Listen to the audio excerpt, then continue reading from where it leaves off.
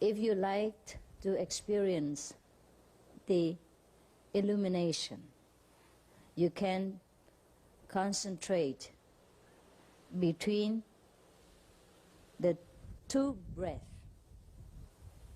When the breath comes out and comes in this between time, then you will have the benefit of the illumination.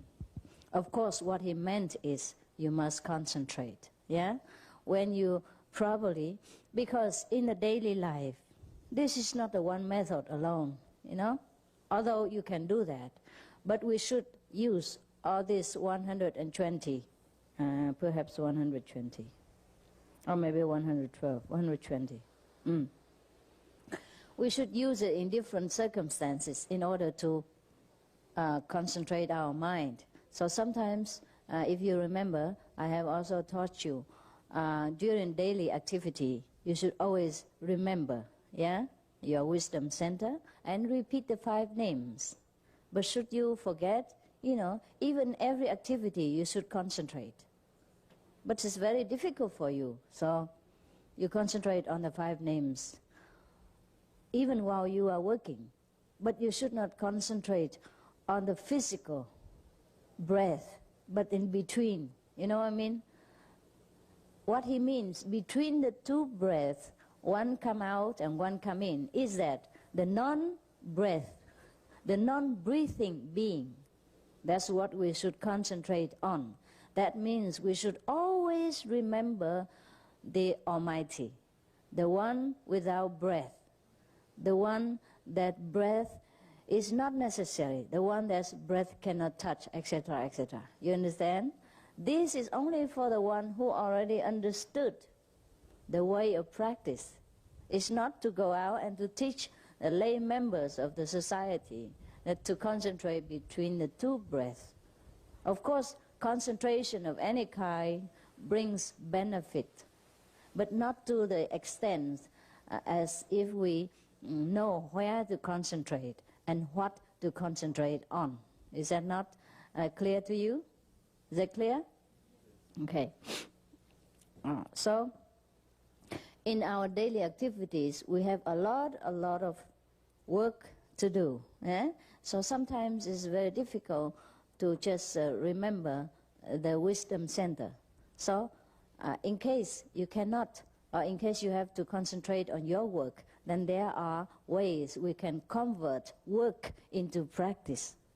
That's why the Buddha said there are 84,000 ways of practice, and none of them is not a practice, not a spiritual practice way. And here Shiva, to make it short, he can't just sit there and at least 84,000 ways of Dharma practice. So he make it 112. That should be enough for you and for us, for me. Okay. So what he means between the breath is that remember the non-being, yeah, the non-physical being. Yeah. So when you remember, I tell you, don't concentrate on the breath. Yeah. And do not pay attention to the physical sensation during initiation. You remember? Okay. So that is what he meant as well. That's why he say concentrate. Remember the one between the breath. Not that we concentrate between the breath only. You know what I mean? Continuously so. Because he is afraid, perhaps if he tell you, I suppose maybe I'm wrong, later we will know, huh? And later maybe we read some more and then I will tell you more. Okay, there's a lot of things to read and we're only the first one yet.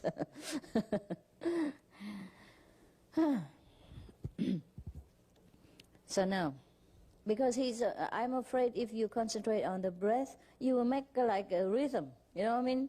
1, 2, 3, 4, 5, 6, 7, 8, 9, 10. And later, suddenly, someday, you experiment a state of non-breathing.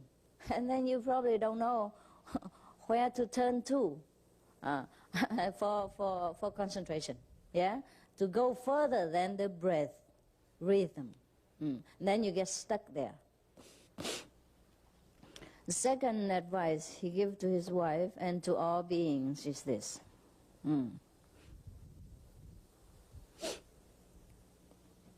When the breath turns from down to up, mean when you you breathe out, yeah, and when you breathe in,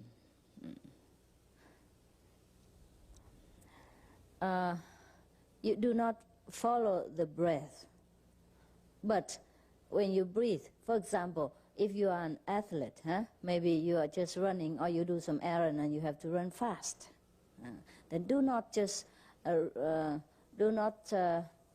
try to give yourself up to exhaustion. For example, when you breathe too hard, like this, then you should not lose yourself in the running, but try to make use of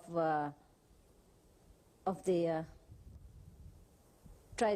if you cannot concentrate on anything else because you have to run, yeah, like you have to do sport and you have a competition, then you should better just realize that the breath is coming, the breaths come out, and then try to center yourself, yeah, in the being behind all this breathing and behind all this exercising, in order to centralize yourself, to be self-centered.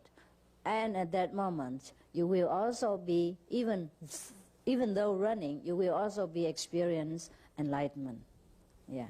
And so, of course, it makes your work easier.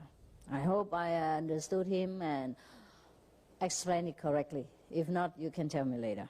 If you know something better, you tell me, okay? The third.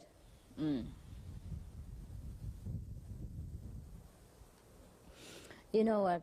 When people translate Shiva teaching, it's already confusion. Because the one who translates, not necessarily did understand him. Yeah? And then the one who translates before him even already make a mess. So many translations make more mess. I'm trying very hard to explain to you the way I understood. I hope I don't make worse mess than already has been made. The third one, or in the middle of the fusion of the two breaths, yeah, try to center on that. Of course, repeat the 5 names. You know what I mean? In that case, then you will not try to hang on to the breath, but just to remember, something to remember. And then you repeat the holy names, and then center yourself. So what he meant is, whether you're working, you're running, or you're standing, you're walking, you still always can find something to concentrate and repeat the 5 names. If you happen to forget, you know, the wisdom center, because you probably have to run. Yeah, you have to run and you have to look at the road. If you concentrate too much on the wisdom eye, maybe you forgot to look at the road, and then you become the last of the competitor instead of the first prize. Because this person do not, when he translated, perhaps he overlooked what Shiva meant inside by telling him to remember you know, the breathless being, or the energyless, energy field, you know what I mean? Like gate without gate, and gateless gate, and things like that. Yes, it's very difficult for anyone of any level to understand a master's secret teaching. And this is supposed to be very deep, very secret, transmitted from one master to one disciple. And if a lay person happen to hear it, he probably get confused. And never mind translating it, and then translate it from another translation. And that would be more confusion. Yeah. So I try my best to make it clear for you. So the energyless, energy-filled center, energyless energy, that can only mean the cosmos, yeah? Can only mean the Almighty, the Supreme Master within every being. So even while breathing and running fast, we still have to remember that center, yeah, if we can. Of course, it's just difficult. So people say, well, when I'm running, when I'm working, it's very difficult to remember. Okay, you don't have to remember the wisdom center, but you remember the wisdom being, the wise being, the being without, running, the being that is always still. So, now, so in every action we still can try to remember. Yeah, for example, when we're running fast, we try to remember the one who is still. That is our true self, our identification. Our identity, for example, like that. That's what I understood. Huh? If I understood it wrong, well, please, the Indian correct me. Is that correct, brothers? What do you think? Huh? You're very humble. That's all the Indians are. What do you think, Devi, behind there? You think it's okay? I'm trying my best. I can't understand all this myself. Okay, the fourth advice Shiva gave to his disciples is like this. Also, when breath is all out, yeah, or all in, mean when you breathe all out, or when you inhale, just inhale enough in, and stop at that time, in the middle of that. In such a universal pause, suddenly the small self, the physical self, vanish. This is very easy at that time to realize the whole purity of true self. That's what the translation is supposed to mean. Huh? All right. So, in this, what he meant is, before you breathe out again, or before you breathe in. Oh my God. Okay, I breathe for you. That is the moment when he meant. Or when before, or when all out. Yeah. Even in those instants, we have to remember the purity of our true being. He said, but it is very difficult. If you are impure, you will not remember that. You will always follow the breath in and out, or follow your exhaustion of the body, and then forget completely the true identification of our being. All right. The fifth is that, the fifth ways of to remember is that, now,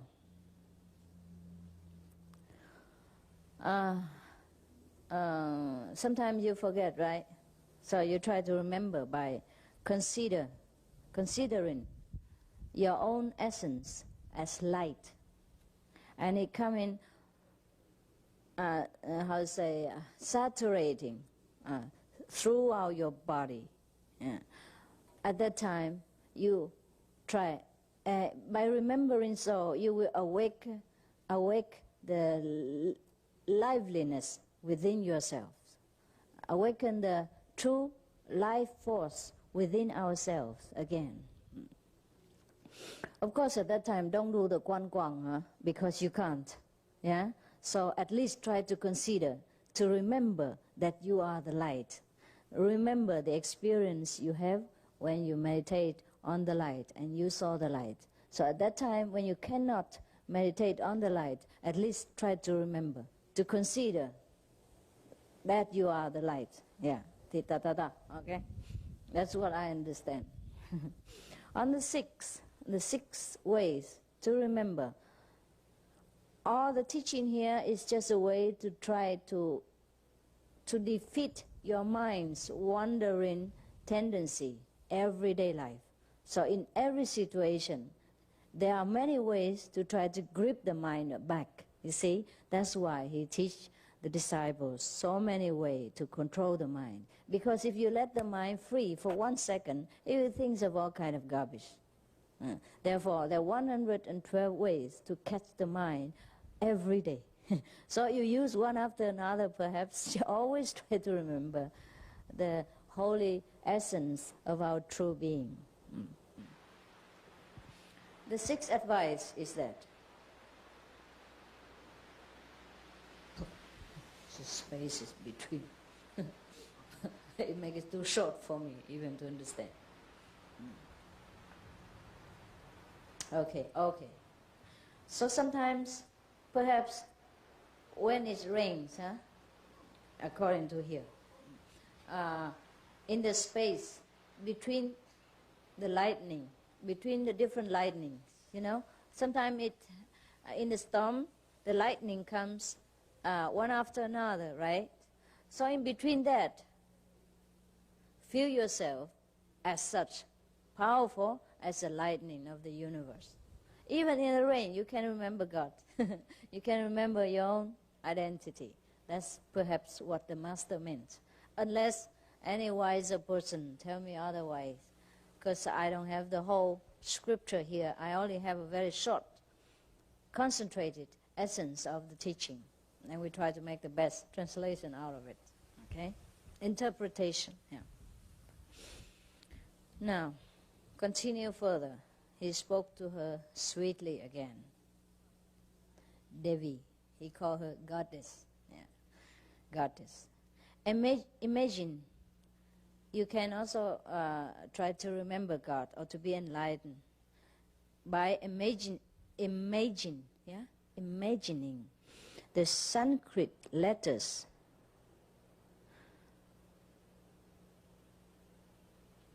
first as they are letters.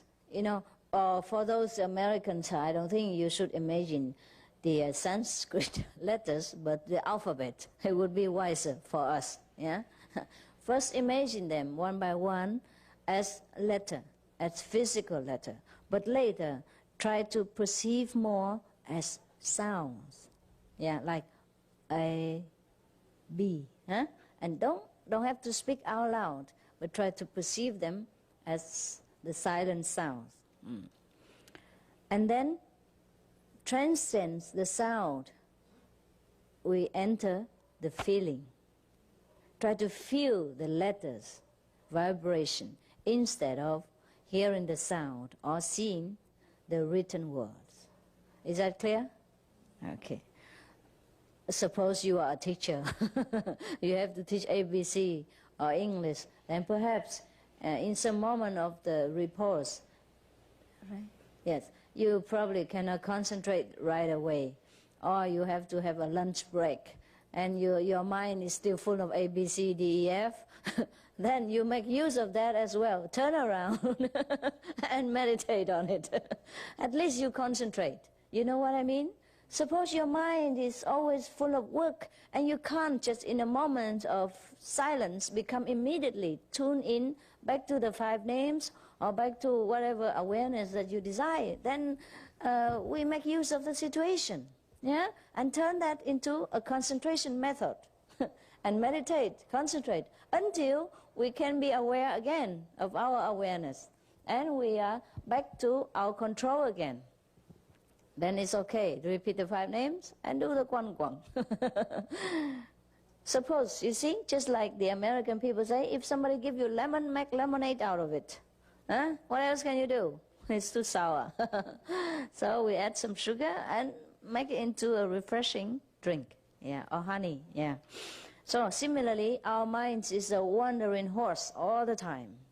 So in every situation, we have to try to use his own wandering power to turn it back into our own advantages of concentration. Now you understand? Like yesterday, we say, the weeds in the garden. If we cannot weed them out, then love them. Or try to make something else. Try to make salad out of the dandelion leaves. Yeah, they make excellent salad and very nutritious. In fact, in Germany now, because it's so much developed, the wild land is very hard to find. So those dandelion are a rare species. So if you want to buy them in the market, it's expensive. Yeah, more expensive than ordinary salad. I'm not kidding you. The German people, do you know? Is that true? No believe in German anymore. You know, huh? You have the same in Switzerland, also more expensive than ordinary salad. Yeah, oh, I guess so. Because people don't go into the wild anymore and pick these things. So the few who does, yeah, sell them in the market, and you don't get that many. You don't get plenty. Yes, I know that. Last time we were in Germany, just recently, yeah, I showed them these disciples. This is what the one we want to pick yesterday, and I used to pick before, and they wanted to buy it, and they're expensive, more than the other salad. So don't look down upon these wild things. Nowadays, wild things are more expensive than the cultivated things. In the old time, it was contrary, right? Why we go to eating right now? Terrible. I must be hungry. I didn't have my lunch yet. Okay. All right. Okay. Oh, let's go back to the Sanskrit letters. All right. If you are Indian, of course, you imagine the Sanskrit letters first as a written word, and then as a sounds, and then as a feeling, and then after, finally, leave all of them and be free. Free of all thinking or imagination or feeling or nothing. Just sit there and enjoy. Okay? All right. Now, number 8.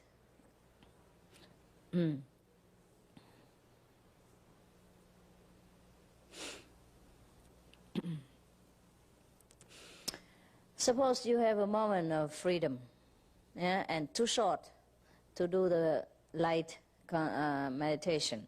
Then you can concentrate between the eyebrows, as you know, huh? You know where, huh? Yeah, wisdom center, perhaps. And let your mind concentrate on the space before every thought arises. You know where it is, yeah? Before all thinking started, before all desire sprout up, concentrate on that. Perhaps in a Buddhist term, we call it emptiness, huh? Empty space.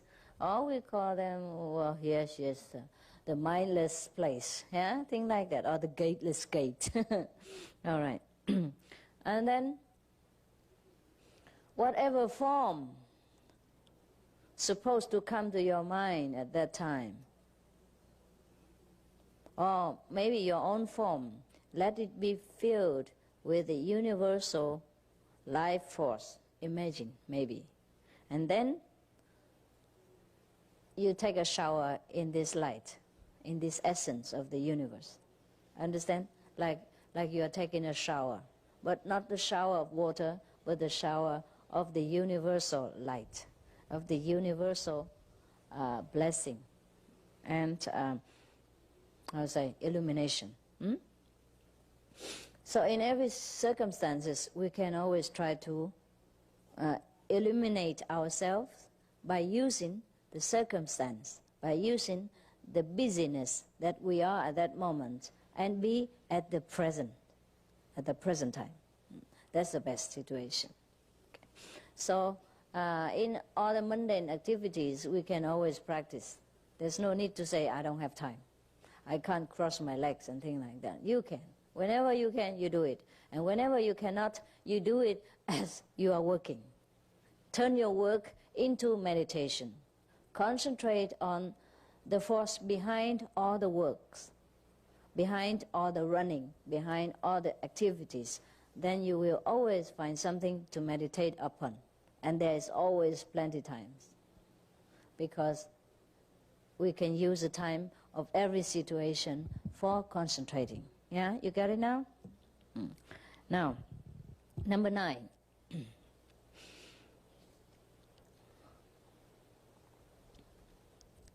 You can liken your 5 senses as the 5 colors of the peacock tail.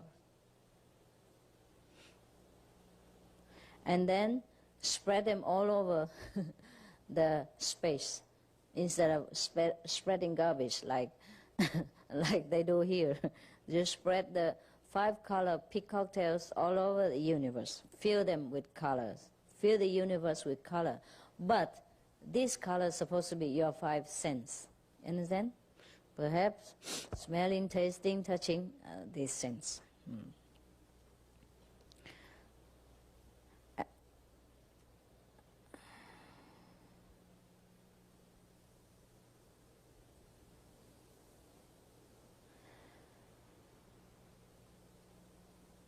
Okay, now because of the peacock tail color is very colorful and very beautiful, so you let these colors and beauty melt within yourself. And then anytime you feel that there is a limit, you spread them out until there's no more limit left. In that case, you dissolve all the frontier within your mind, and then thus whatever you wish well for other people will come true. So that's how you convert your power into limitless use. And that's how you can bestow benefit on countless beings and be of kind of a benefactor to all kind of people who surround you or who come in contact with you or whom you're praying for. Okay?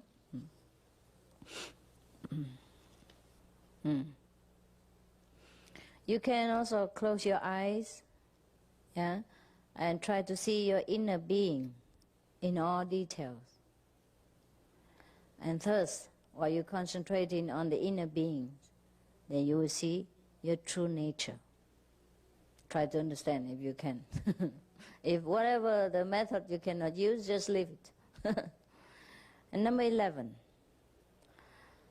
Place your whole attention in your nerves, yeah? And you should know that the nerves are so delicate as the thread of the lotus within the lotus itself.